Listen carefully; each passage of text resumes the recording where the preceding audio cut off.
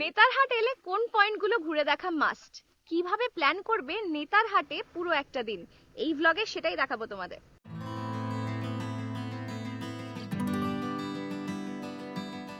নেতারহাট এক কথায় ছোটনাগপুরের রানী। আমাদের ঠিক পাশের রাজ্য ঝাড়খণ্ডের লাতেহার জেলায় অবস্থিত ছোট্ট এক হিল স্টেশন। ৩,৫০০ ফুট উচ্চতায়, প্রায় কালিম্পংয়ের কাছাকাছি। আজ এই নেতারহাটই পুরোটা ঘুরিয়ে দেখাবো তোমাদের। আমাদের ছোট্ট উইকেন্ড ট্রিপ ছিল মাত্র ২-৩ দিনের। হাতে সময় কম থাকলে তার মধ্যেই কিভাবে ঘুরে নেবে নেতারহাটের সব স্পট, সেটা জানতে স্কিপ না করে পুরো পর্বটা দেখো।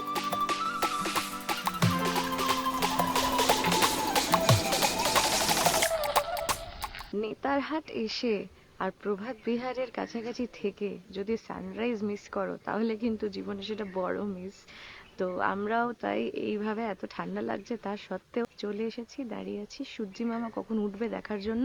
তোমাদেরও দেখাবো আর তার পাশাপাশি এই ব্লগে পুরো প্রপার্টিটা এক্সপ্লোর করব, ঘুরে দেখাবো নেতারহাটের বেশ কিছু টুরিস্ট স্পটও।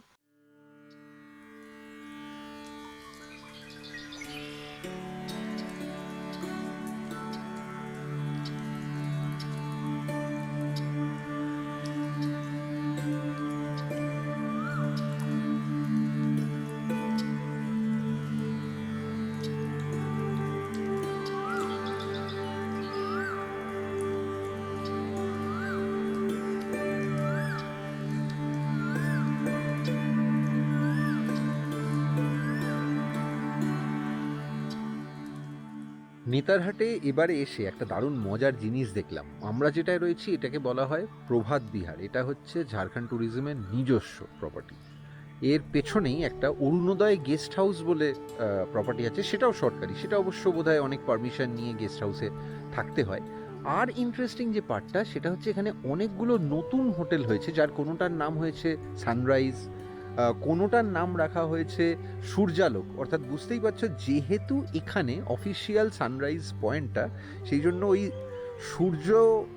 সূর্যোদয় সেটাকে মার্কেটিং করে প্রচুর প্রপার্টি এখানে।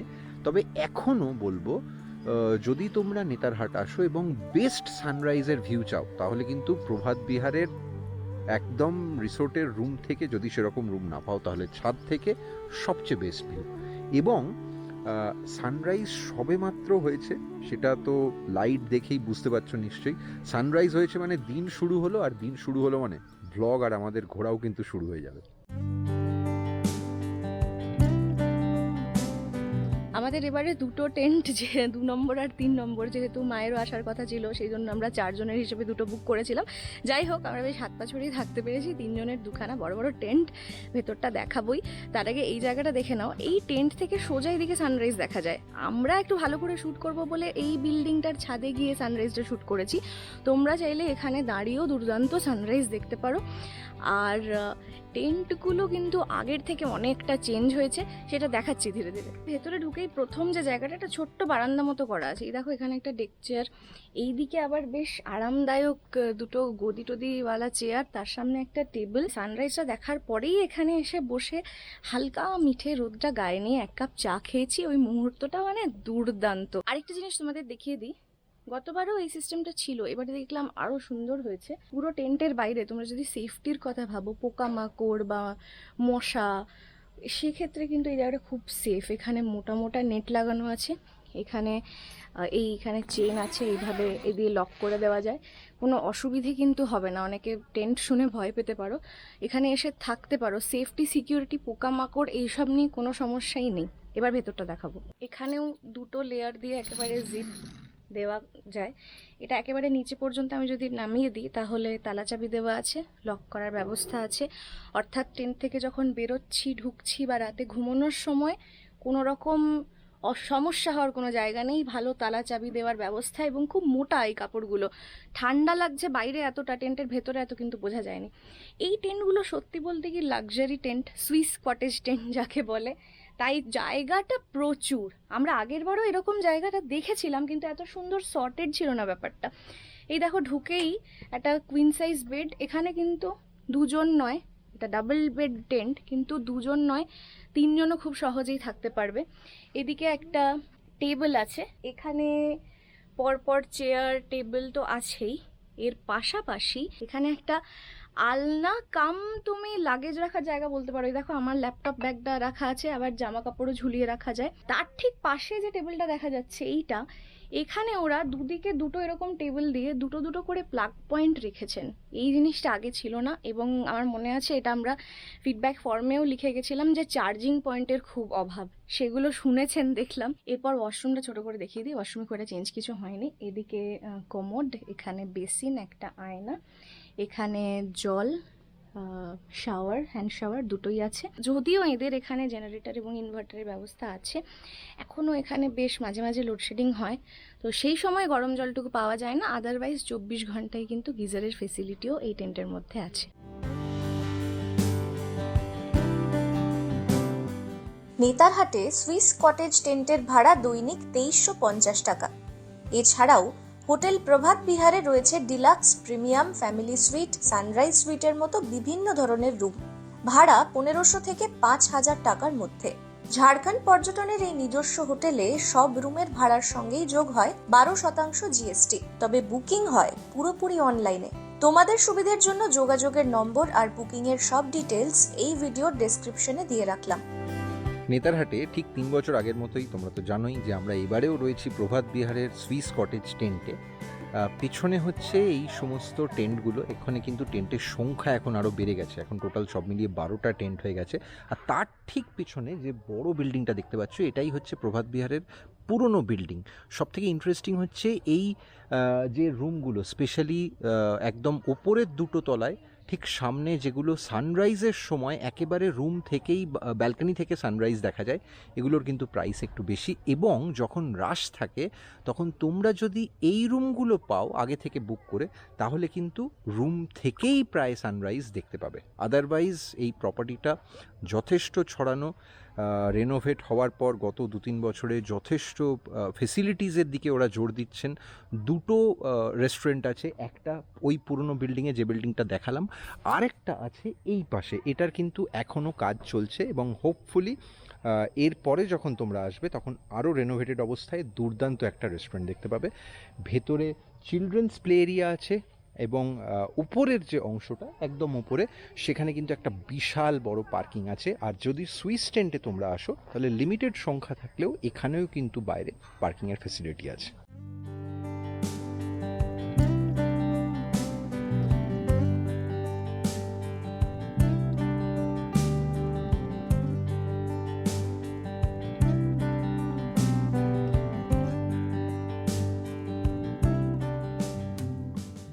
আমরা এর আগের বার যখন এখানে এসছিলাম তখন ফেসিলিটিস কেমন ছিল, কীরকম আমাদের সেই নেতারহাট বেড়ানো ছিল, সেটা যদি তোমরা দেখতে চাও তাহলে সেটা কিন্তু আমাদের পাবে পুরনো যে আমাদের চ্যানেল রেকর্ডিং মোডে সেখানে, এবং এই ভিডিওর ডেসক্রিপশনেও সেই ভিডিওটা লিঙ্ক করে দিলাম।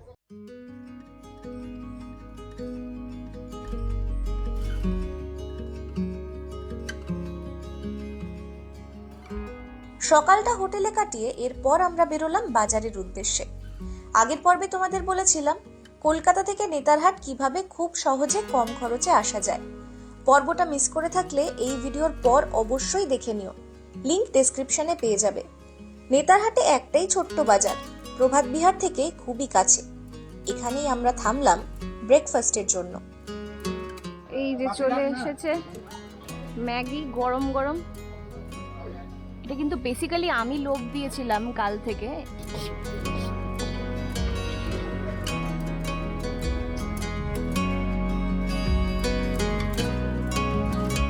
ডিম দিয়ে ম্যাগি চুজ করেছি, কিন্তু এখানে এছাড়াও তোমরা অপশান হিসেবে পাবে রুটি, পুরি, সবজি। আরও সকালবেলার দিকে বোধহয় সিঙ্গারাও হয়, সন্ধেবেলা তো অবশ্যই হয়, মানে সামোসা, চা তো আছেই সঙ্গে। এখানে এখন জলখাবার খেয়ে তারপরে শুরু হবে আমাদের নেতারহাট ভ্রমণ।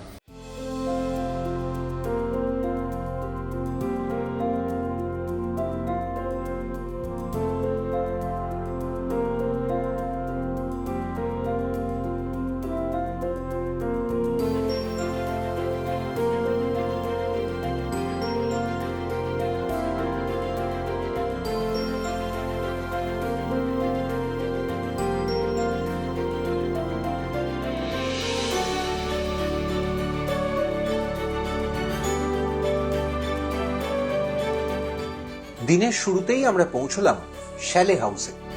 ফরাসি ভাষায় শ্যালে শব্দের অর্থ কাঠের বাড়ি।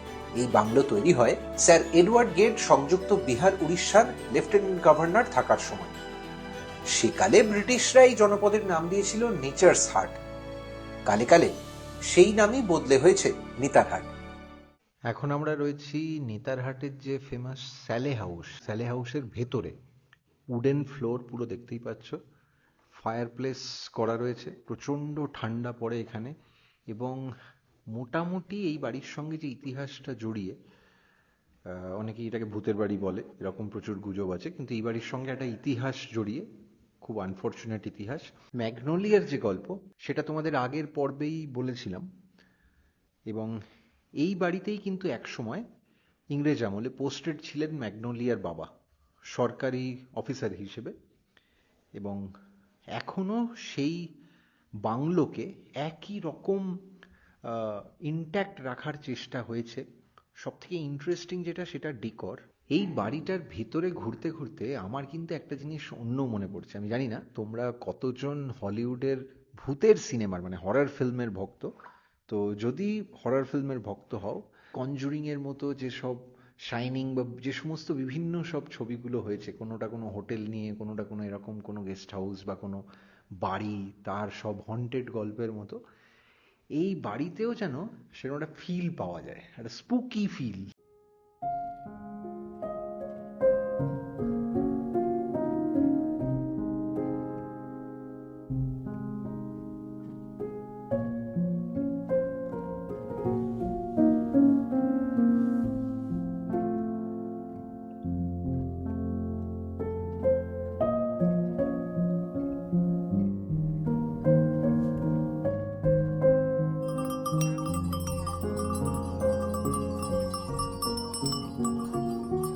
শ্যালে হাউস ছাড়া নেতারহাটের একদম ঠিক পাশেই আর একটা বড় অ্যাট্রাকশন হচ্ছে নেতারহাট স্কুল। এখানে প্রচুর নামি দামি সমস্ত প্রাক্তনীরা রয়েছেন যারা দেশের মুখ উজ্জ্বল করেছেন। তবে তার থেকেও বড় সেটা হচ্ছে নেতারহাট স্কুলের এই পরিবেশটা। প্রত্যেকবার যখন এখানে আসি তখন বারবার একটাই জিনিস মনে হয়, এইরকম স্কুলে যারা পড়ে তারা কি করে পড়াশোনায় কনসেন্ট্রেট করে। কারণ তোমাদেরও দেখাবো যে কি রকম জায়গায় এই স্কুলটা। প্রথমত এই হচ্ছে স্কুলের মেন গেট। এদিকটা হচ্ছে পুরো একটা ছোটোখাটো পাইন ফরেস্ট, রাস্তাটাও এরকম অসাধারণ একটা রাস্তা। আর ভেতরে হচ্ছে স্কুলের মেন বিল্ডিংগুলো। এই যে SBI এর শাখাটা, এটা অবশ্য নতুন হয়েছে, আমরা 3 বছর আগে যখন এসেছিলাম তখনও এটা ছিল না। এবং এই দিকটা, এদিকটা হচ্ছে একটা বড় মাঠ, প্লেগ্রাউন্ড, এবং এখানেই কিন্তু খুব সুন্দর আবার এদের প্যারেড এবং সেই অনুষ্ঠানগুলোও হয়। বলতে বলতে দেখতে পাচ্ছ যে পড়ুয়ারা সবে বেরোচ্ছে।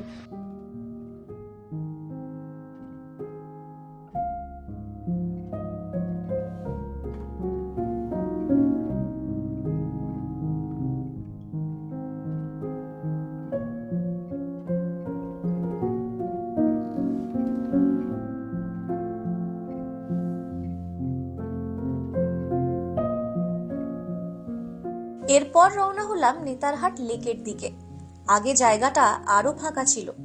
রাস্তাতেই পড়ে নেতারহাটের একমাত্র ATM SBI এর। নেতারহাটের এই লেক কিন্তু প্রাকৃতিক লেক নয়, ব্রিটিশদের হাতে তৈরি। সমুদ্রপৃষ্ঠ থেকে 1071 মিটার উচ্চতায় এই লেক চারপাশে পাইন দেবদারু দিয়ে ঘেরা। এখন এখানেও পর্যটকদের থাকার বন্দোবস্ত হয়েছে।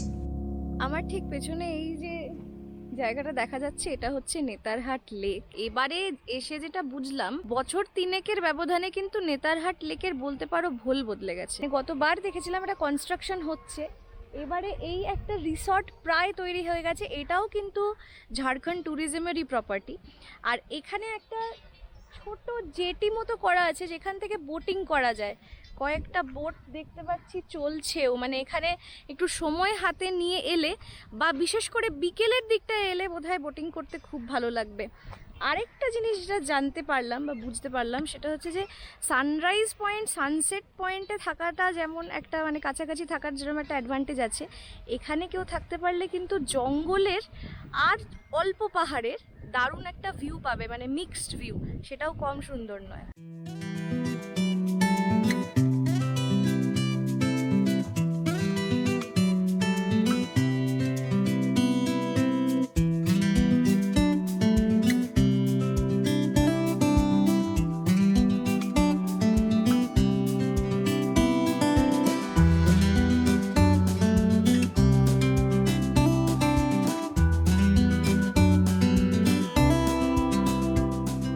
এটাই হচ্ছে নেতারহাটের পাইন ফরেস্ট। আর এই পাইন ফরেস্টের জাস্ট লাগোয়া উল্টো দিকেও পুরো পাইনের বন, এটাকেই বলা হয় নেতারহাটের কোয়েল ভিউ পয়েন্ট। এখানে যে খাদটা, অর্থাৎ যেখানে ভ্যালিটা শেষ হচ্ছে তারপরে দূর থেকে অনেক দূরে কোয়েল নদী যে এঁকে বেঁকে গেছে, পুরো অববাহিকাটা এখান থেকে দেখা যায়। দুর্দান্ত লাগে যদি ভিজিবিলিটি খুব ভালো থাকে। এবার পাইন ফরেস্টে এসে মনটা কিছুটা খারাপই হয়ে গেল। 3 বছর আগে যখন এসেছিলাম তখন এখানে কোনো কনস্ট্রাকশন ছিল না। হানিমুন কাপলদের জন্য আদর্শ স্পট ছিল এই ঘন পাইনের বন আর তারই লাগোয়া কোয়েল নদীর ভিউ পয়েন্ট। তবে এখন সেসবই ইতিহাস। এই জায়গাটাতেও কিন্তু একটা প্রপার্টি তৈরি হচ্ছে, অবভিয়াসলি ঝাড়খণ্ড ট্যুরিজমেরই। হয়তো কোনো পার্ক, অ্যামিউজমেন্ট এর সবের ব্যবস্থা থাকবে, কিন্তু এই সবের মধ্যে যেটা হয়েছে সেটা হচ্ছে একেবারে পাইন ফরেস্টের যে ন্যাচারাল ব্যাপারটা ছিল, নেচার যেভাবে সাজিয়েছিল সেটা কিন্তু অনেকটাই মানুষ পাল্টে ফেলেছে, বা বলা যেতে পারে নষ্ট করে ফেলেছে। চারপাশটা পুরোটাই পাইন গাছের সারি, অসাধারণ লাগে, খুব সুন্দর লাগে এরকম জায়গায় এলে। শুধু আজকে একটু তার কেটে দিচ্ছে একটা অদ্ভুত জেনারেটরের আওয়াজ, কনস্ট্রাকশন চলছে বলে, যেটা একেবারেই এই নেচারের যে সাইলেন্সটা সেটার সঙ্গে যায় না।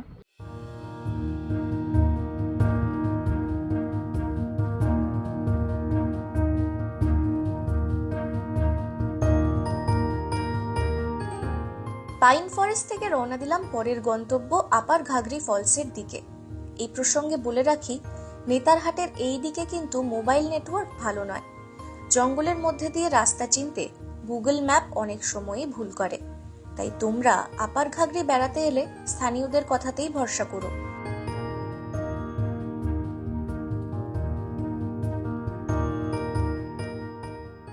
আমরা এখন নামছি আপার ঘাগরি ফলসের দিকে। লোয়ার ঘাগরিটা একদিকে আর আপার ঘাগরিটা ঠিক তার উল্টো দিকে। গাড়ি রেখে এখানে এই পুরোটা কিন্তু হেঁটেই যেতে হবে। এই রাস্তাটা একটু পাথুরের রাস্তা, একটু সাবধানতা রাখলেই ভালো হয়। তবে এইবারে আমাদের যেটা অ্যাডিশনাল একটু সুবিধা হয়েছে, গতবার এই পুরোটা এইভাবে হাঁটতে হাঁটতে মোবাইল ফোনে শ্যুট করছিলাম, এবারে অন্তত ক্যামেরাগুলো বদলেছে এবং আমাদের ছবি তোলাও বদলেছে। চলো জার্নিটা দেখি আর গিয়ে ভিউটা কি পাওয়া যায়, কতটা জল আছে এখন, অক্টোবর যেহেতু হয়ে গেছে শেষ প্রায়, দেখা যাক।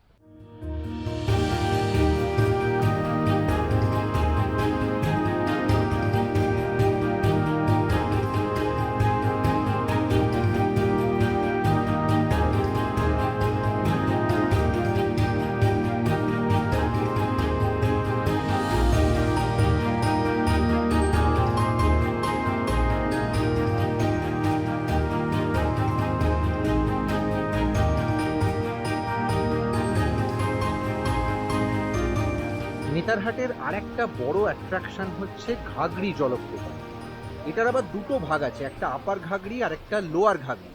লোয়ার ঘাগরিটা, এটা যেহেতু পালামৌ টাইগার রিজার্ভেরই পার্ট, তারই এক্সটেন্ডেড যে কোর জোন তার ভিতরে পড়ে। ওটা কিন্তু গাড়ি নিয়ে যাওয়াটা সেফও নয় এবং বন বিভাগের আওতায় পড়ে, ফলে ওটা উচিতও নয় এবং প্রেসক্রাইবডও নয় একেবারেই। কিন্তু তোমরা আপার ঘাগরি পর্যন্ত গাড়ি নিয়েই আসতে পারবে। আর আপার ঘাগরির পাশে গাড়ি পার্ক করে প্রায় 150-200 মিটার হেঁটে আসতে হয়। খুব বয়স্ক মানুষ বা পায়ে সমস্যা না থাকলে যে কেউ আসতে পারো। তবে এখানে আসার গতবার 3 বছর আগে যখন আমরা এসেছিলাম তখন কিন্তু এতটা জলের আওয়াজ পাইনি। এবারের জলের আওয়াজটা দুর্দান্ত, শুনে নাও।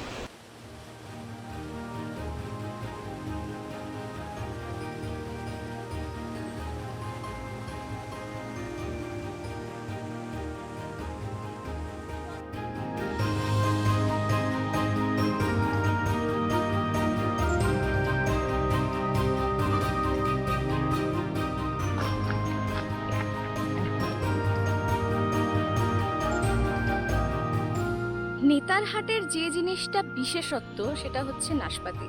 আর আমি এখন যেখানে দাঁড়িয়ে আছি সেটা হচ্ছে নেতারহাটের অনেকগুলো নাশপাতি বাগানের একটা।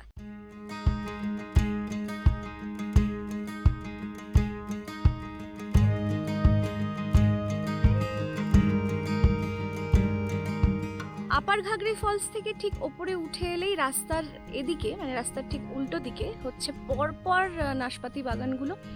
আর এখানে এখন দেখতে পাচ্ছ খালি মানে ফাঁকা গাছগুলো আছে, এতে কোনো ফল নেই। আমরা এসেছি অক্টোবর মাসের একেবারে শেষের দিকে।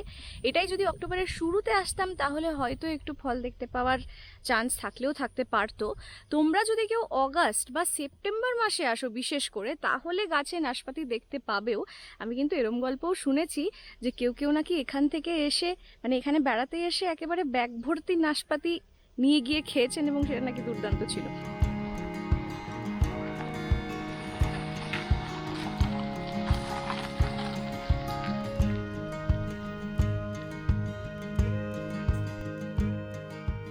আগেই বলেছি আমাদের এবারের বেড়ানোটা পারফেক্ট উইকেন্ড ট্রিপ। তাই সেদিন একবেলায় নেতারহাটের 7টা স্পট দেখে ফেলার পর আমাদের গন্তব্য ছিল বেতলা। তার আগে চটপট লাঞ্চটা সেরে নিয়েছিলাম হোটেল সূর্যালোকে। লাঞ্চে ছিল রুটি, আলু ভাজা আর চিকেন কষা। নেতারহাটে বাজারের আশেপাশে কিছু খাওয়ার হোটেল আছে, কিন্তু আগে থেকে বলে না রাখলে তোমরা কিন্তু পছন্দের খাওয়ার অপশন বেশি পাবে না।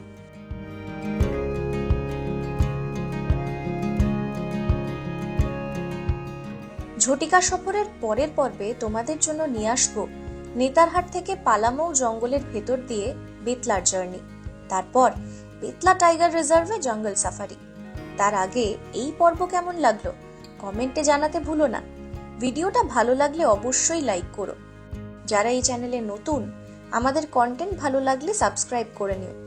আমাদের বেড়ানোর সব আপডেট জানতে ফেসবুক আর ইনস্টাগ্রামে ফলো করে নিও রেকর্ডিং মোড। আর আমাদের সঙ্গে সরাসরি যোগাযোগ করতে চাইলে হোয়াটসঅ্যাপ করো এই নম্বরে। আবার দেখা হচ্ছে পরের পর্বে।